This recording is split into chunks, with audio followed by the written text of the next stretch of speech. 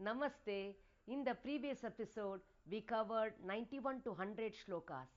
Let us proceed to 101 to 110 shlokas in this episode.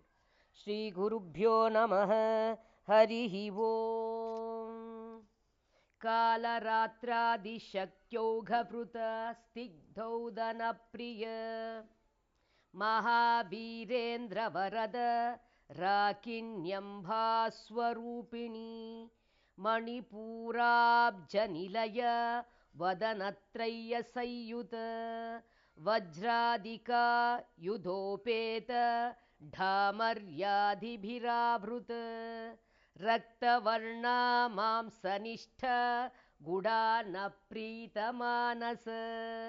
समस्तभक्तसुखद लाकिन्याम्भास्वरूपिणी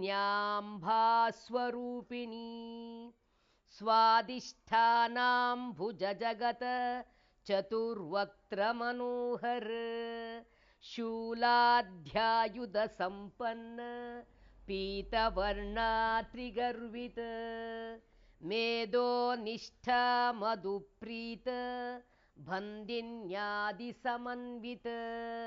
धद्यन्नासक्तहृदय काकिनी रूपधारिणी मूलाधाराम्भुजारूढ पञ्चवक्त्रास्ति संस्थित अङ्कुशादिप्रहरण वरधादिनिषेवित मुद्गौधनासक्तचित्त साकिन्यम्भास्वरूपिणी आज्ञाचक्राब्जनिलय शुक्लवर्णा Shadanan मज्जा संस्थ हंसवती मुख्यशक्तिसमन्वित हरिद्रानैकरसिक हाकिनी रूपधारिणी सहस्रदलपद्मस्थ सर्ववर्णोपशोभित